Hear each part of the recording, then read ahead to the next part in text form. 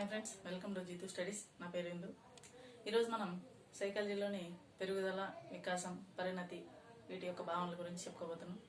అందులో భాగంగా మనం ఈరోజు పెరుగుదల అంటే ఏంటి, పెరుగుదల అంటే ఒక వ్యక్తి యొక్క శరీర పరిమాణంలోనూ లేదా ఆకారంలో జరిగేటటువంటి మార్పును పెరుగుదల అంటారు. ఒక వ్యక్తి యొక్క శరీర పరిమాణంలోనూ అలాగే శరీర ఆకారంలోనూ జరిగేటటువంటి మార్పును పెరుగుదల అంటారు. ఈ పెరుగుదల అనేది రెండు రకాలుగా ఉంటుంది: బహిర్గతమైన పెరుగుదల, అంతర్గతమైన పెరుగుదల. బహిర్గతమైన పెరుగుదల అంటే మన శరీర ఆకారంలో ఉన్నటువంటి మార్పు.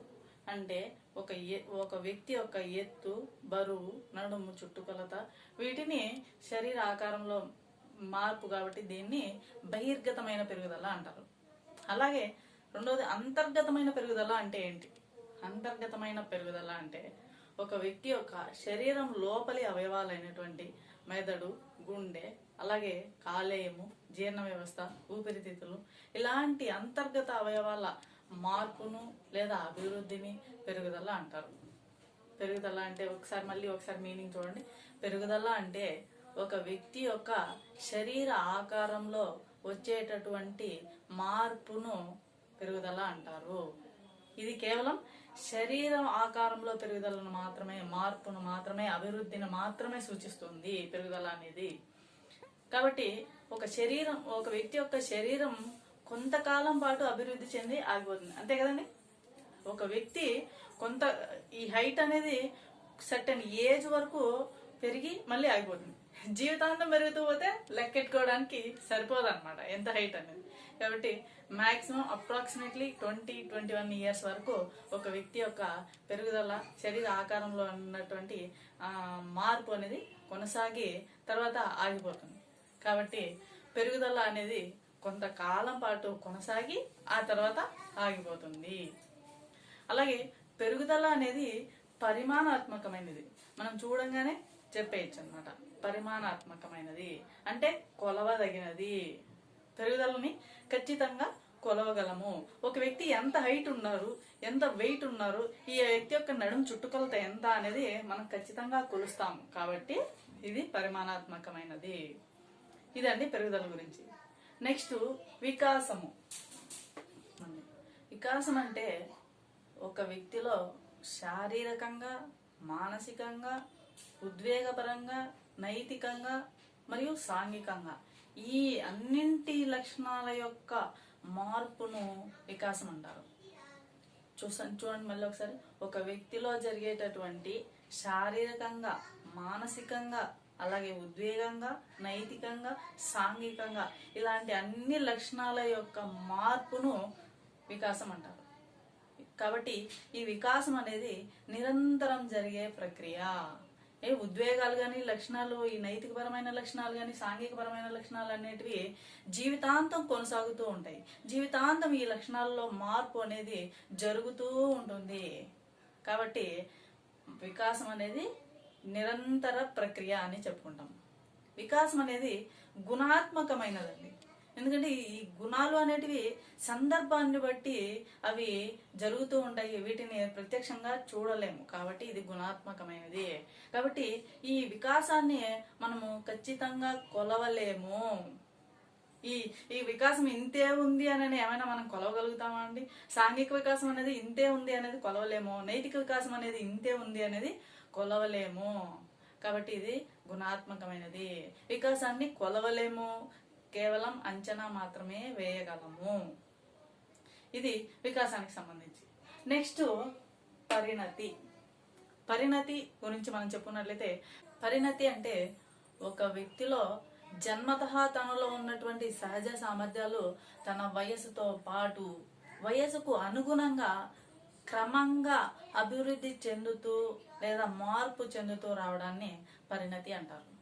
చూడండి మళ్ళీ ఒకసారి మీనింగ్ చూసుకున్నట్లయితే, ఒక వ్యక్తిలో జన్మతః తనలో ఉన్నటువంటి సహజ సామర్థ్యాలు తన వయసుతో పాటు క్రమంగా అభివృద్ధి చెందుతూ లేదా మార్పు చెందుతూ రావడాన్ని పరిణతి అంటారు. సో ఇక్కడ ఎటువంటి అభ్యసనం కానీ ఉండదు. దీన్ని మనం ఎగ్జాంపుల్స్ చెప్పుకున్నట్లయితే, ఒక వ్యక్తి లేదా ఒక శిశువు 4 నెలల వయసులో బోర్లబడటం, 5 నెలల వయసులో ప్రాకడం, 6 నెలల వయసులో కూర్చోగలగడం, అలాగే 9 నెలల వయసులో నిలబడగలగటం, 12 నెలల వయసులో నడవగలగటం. ఇవి పరిణతికి ఎగ్జాంపుల్స్ అన్నమాట. సో ఈ పరిణతి అనేది గుణాత్మకమైనటువంటి క్రియ. అంటే దీన్ని ఖచ్చితంగా కొలవలేము, కానీ దీన్ని అంచనా వేయగలుగుతాం. పరిణతిని కూడా ఖచ్చితంగా కొలవలేము, అంచనా మాత్రమే వేయగలుగుతాము. అదేలాగా చూస్తామంటే ఒక శిశువు 4 నెలల్లోనే కొంతమంది బోర్లు పడతారు, కొంతమంది 3వ నెలలోనే బోర్లు పడతారు, కొంతమంది 4 నెలల్లో బోర్లు పడతారు, ఇంకొంచెం బరువు ఎక్కువ ఉన్న వాళ్ళైతే 5వ నెలలో బోర్లు పడతారు. సో ఖచ్చితంగా 4వ నెలలోనే బోర్లు పడతారు అని మనం చెప్పగలుగుతామండి? చెప్పలేం. కాబట్టి ఇది గుణాత్మకమైనది, కొంచెం ఇటో అటో జరుగుతుంది. సో పరిణతి అంటే ఇది అండి. నెక్స్ట్ పెరుగుదల వికాసానికి మధ్య గల తేడాలు మనం చూసుకున్నట్లయితే, పెరుగుదల అంటే శారీరక పరమైనటువంటి మార్పును సూచిస్తుంది.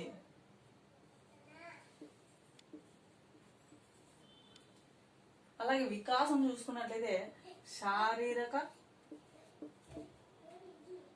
ఉద్వేగ, మానసిక, నైతిక, సాంఘిక లాంటి అన్ని రకాల మార్పులను సూచిస్తుంది. సో పెరుగుదల అనేది శారీరక పరమైన మార్పును మాత్రమే సూచిస్తే, వికాసం అనేది శారీరక పరమైన ప్లస్ ఉద్వేగ, మానసిక, సాంఘిక, నైతిక ఇలాంటి అనేక రకాలైన అన్ని రకాలైన మార్పులను సూచిస్తుంది. సో పెరుగుదల చెప్పుకుంటే శారీరక పరమైన మార్పు, వికాసం చెప్పుకున్నట్టయితే మానసిక పరమైన మార్పు అని చెప్పుకుంటాం ఒక మాటలో చెప్పుకోవాలంటే. అలాగే పెరుగుదల అనేది సంకుచితమైనది.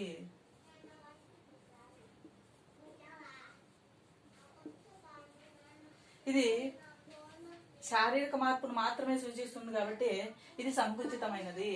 అలాగే వికాసం చూసుకున్నట్లయితే విస్తృతమైనది,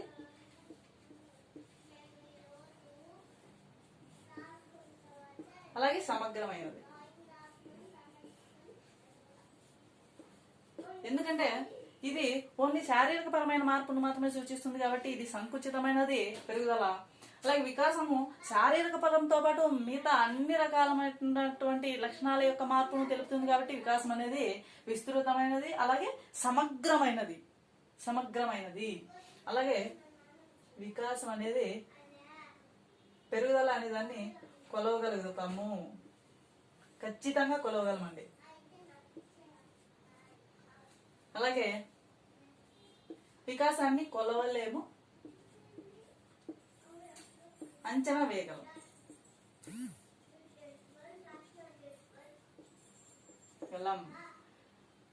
ఈ ఎంత పొడవు ఉన్నారు, ఎంత వెయిట్ ఉన్నారు అనేది మనం పెరుగుదలని కొలవచ్చు.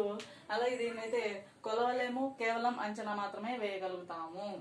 అలాగే పెరుగుదల అనేది పరిమాణాత్మకమైనది.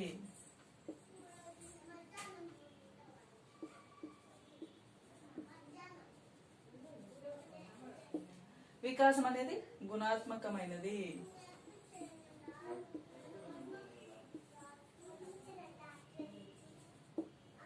అలాగే పెరుగుదల అనేది కొంతకాలం పాటు కొనసాగి ఆగిపోతుంది,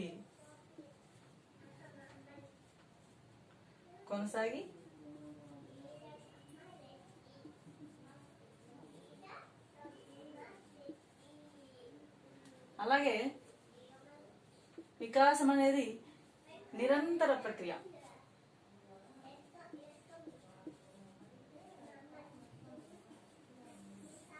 అంటే జీవితాంతం కొనసాగేటటువంటి ప్రక్రియ. అలాగే పెరుగుదల అనేది బహిర్గతమైన ప్రక్రియ, బహిర్గతమైనది. బయటకి కనిపిస్తుంది కదండి, శారీరక పరమైన మార్పు అనేది బయటకి కనిపిస్తుంది కాబట్టి ఇది బహిర్గతమైనది. ఇది మానసికమైన మార్పు. ఈ వికాసం అనేది అంతర్గతమైనది.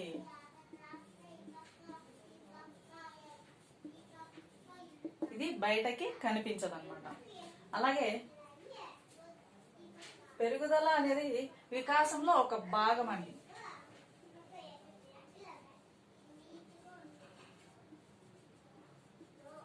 పెరుగుదల అనేది వికాసంలో ఒక భాగం. ఎట్లా అంటే ఇక్కడ శారీరక పరమైన అనేది మనిషిని చేసినాం కదా, శారీరకంతో పాటు ఉద్వేగం, నైతికం ఇలా వచ్చాయి కాబట్టి ఇది వికాసంలో ఒక భాగము. అలాగే వికాసంలో పెరుగుదల అనేది అంతర్భాగము. వికాసంలో పెరుగుదల అంతర్భాగం.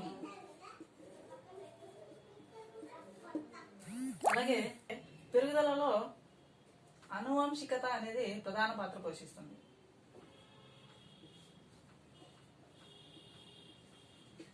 అనువంశికత ప్రధాన పాత్ర పోషిస్తుంది. ఇది ఎలాగంటే మన పూర్వీకులు లేదా మన తల్లిదండ్రులను బట్టి వాళ్ళ ద్వారా మనకు కలిగేటటువంటి ఆకారాలు, శరీర ఆకారంలో గాని ముఖ ఆకారంలో గాని వచ్చేటటువంటి మార్పులు. ఒక ఫర్ సపోజ్ చెప్పుకున్నట్లయితే ఒక పొట్టి తల్లిదండ్రులు అంటే హైట్ తక్కువగా ఉన్నటువంటి తల్లిదండ్రులకి అటువంటి పిల్లలే జన్మించడం.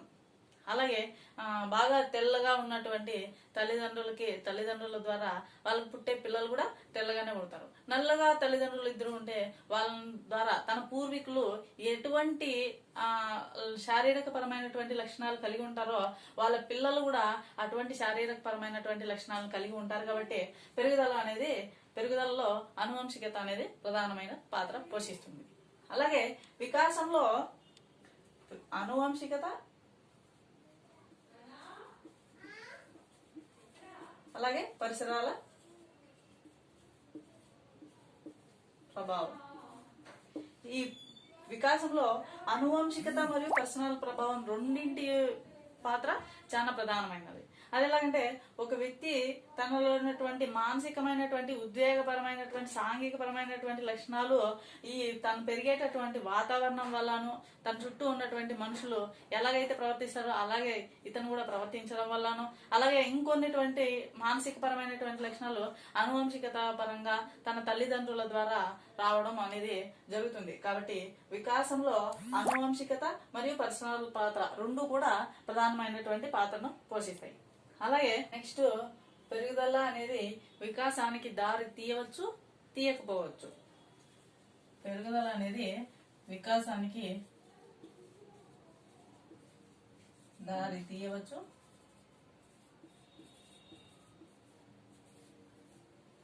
తీయకపోవచ్చు.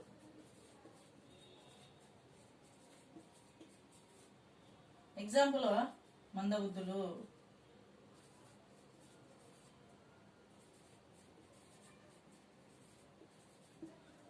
అంటే పెరుగుదల అనేది వికాసానికి దారి తీయవచ్చు, తీయకపోవచ్చు. ఎందుకంటామంటే ఒక వ్యక్తికి తన పెరుగుదలతో పాటు తనలో వికాసం అనేది జరగవచ్చు, జరగకపోవచ్చు. అంటే ఒక వ్యక్తి మనం మామూలుగా చెప్తా ఉంటాము, నువ్వు ఎత్తు పెరిగినావు కాబట్టి నీకు బుద్ధి పెరగలేదురా అంటాం. సో కొంతమందికి పెరుగుదల, తనలో శారీరక పరమైనటువంటి పెరుగుదల జరుగుతుంది కానీ మానసిక పరమైనటువంటి ఎదుగుదల గాని మార్పు గాని అనేది సంభవించదు దీని పెరుగుదలకి. అలాగే పెరుగుదల లేకపోయినా వికాసం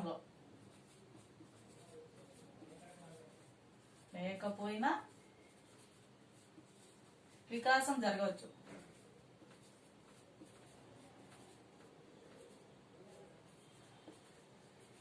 ఎగ్జాంపుల్ కి మరుగుజ్జులు.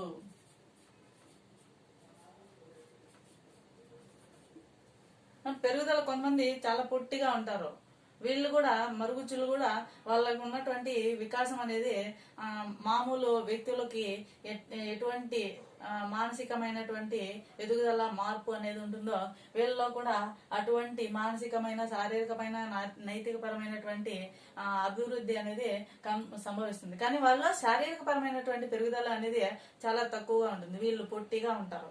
సో ఇది పెరుగుదల వికాసానికి సంబంధించిన తేడాలు అన్నమాట. నెక్స్ట్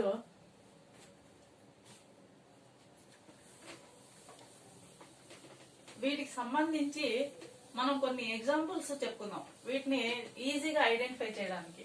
పెరుగుదల, వికాసం, పరిణతిని ఈజీగా ఐడెంటిఫై చేయడానికి వాటికి కొన్ని ఎగ్జాంపుల్స్ అనేటివి మనం ఇప్పుడు చెప్పుకుంటాం.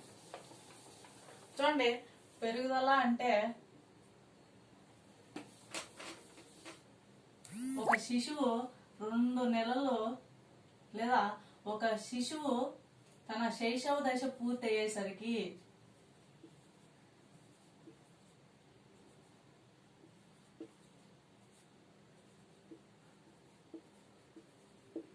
తను పుట్టినప్పుడు ఉన్నటువంటి ఎత్తుకి 2.5 రెట్లు ఎక్కువగా పెరగడం. సో పుట్టినప్పుడు 19 అంగుళాలు ఉంటే శైశవ దశ పూర్తయ్యే నాటికి 30 అంగుళాల పొడవు పెరుగుతుంది. 30 అంగుళాల పొడవు పెరుగుతుంది.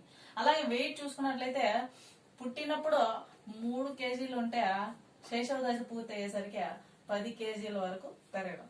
ఇది శారీరక పరమైనటువంటి పెరుగుదల. సో ఇది పెరుగుదలకి ఎగ్జాంపుల్. నెక్స్ట్ వికాసము. వికాసం అంటే 4 నెలల వయసులో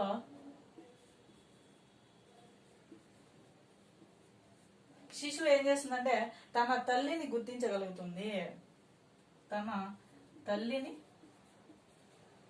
గుర్తించటం లేదా తనకు దగ్గరగా ఉన్నటువంటి తను రోజు తన కార్యకలాపాలు చూసుకునేటటువంటి వ్యక్తిని తను గుర్తించగలగటం. ఇది వికాసానికి సంబంధించి. అలాగే పరిణతి. పరిణతి అంటే మనం ఇంతకుముందే చెప్పుకున్నాం, 4 నెలల వయసులో బోర్ల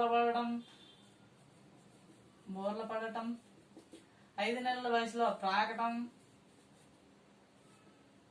6 నెలల వయసులో కూర్చోవటం, 9 నెలల వయసులో నిలబడడం, అలాగే 12 నెలల వయసులో నడవడం. ఇవి పరిణతికి సంబంధించి. సో వీటిని మనం గుర్తు పెట్టుకున్నామంటే ఇంకా దాదాపుగా మనం ఇచ్చే క్వశ్చన్స్ అన్నిటికీ కూడా ఎగ్జామ్స్ లో ఇచ్చే క్వశ్చన్స్ కి ఆన్సర్ చేయగలగడం జరుగుతుంది. సో ఇప్పుడు పెరుగుదల, వికాసం, పరిణతికి సంబంధించి ఎగ్జామ్ లో బిట్స్ ఎలా ఇస్తారు వీటిని గురించి మనం చూసుకున్నట్లయితే ఎగ్జామ్స్ చూడండి. ఈ క్రింది వానిలో పెరుగుదలకు సంబంధించి సరికాని దానిని గుర్తించండి అంటారు. ఆప్షన్ ఏ పెరుగుదల శారీరకమైనది, ఆప్షన్ బి పరిమాణాత్మకమైనది,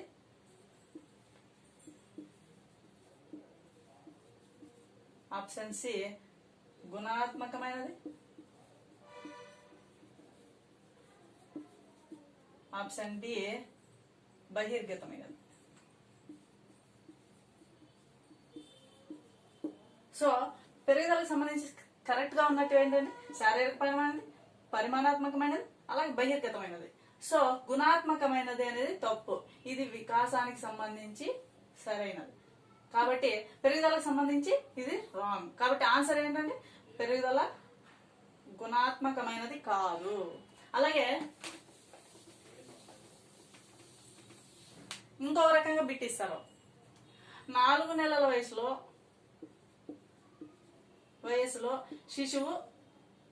శిశువు బోర్ల పడింది. ఈ ప్రక్రియ ఈ క్రింది దానికి సంబంధించినది అని బిట్టిచ్చే దానికి ఆన్సర్ పెరుగుదల, వికాసం, సి అభ్యసనం, డి పరిణతి. ఇప్పుడు ఆన్సర్ అనేది పరిణతి. 4 నెలల వయసులో బోర్ల పడడం అనేది పరిపక్వతకి సంబంధించింది కాబట్టి ఇది పరిణతి లేదా పరిపక్వత రెండు ఒకటే అండి. కాబట్టి ఆన్సర్ ఏంటంటే పరిణతి. సో ఈ విధంగా ఎగ్జామ్ పాయింట్ ఆఫ్ వ్యూలో బిట్స్ ఇవ్వడం అనేది జరుగుతుంది. చూడండి, దీని తర్వాత మీకు నేను కొన్ని ఎగ్జామ్స్ ఇలాంటి బిట్స్ కొన్ని మీకు నేను చెప్తాను. మీరు దాన్ని బేస్ చేసుకొని చదువుకున్నట్లయితే పెరుగుదల, వికాసం, పరిణతికి సంబంధించి ఖచ్చితంగా మీకు దానికి సంబంధించి బిట్ వస్తే కనుక మిస్ అయ్యే ఛాన్సే లేదు. సో ఓకేనండి, ఇది పెరుగుదల, వికాసం, పరిణతికి సంబంధించి. Thank you.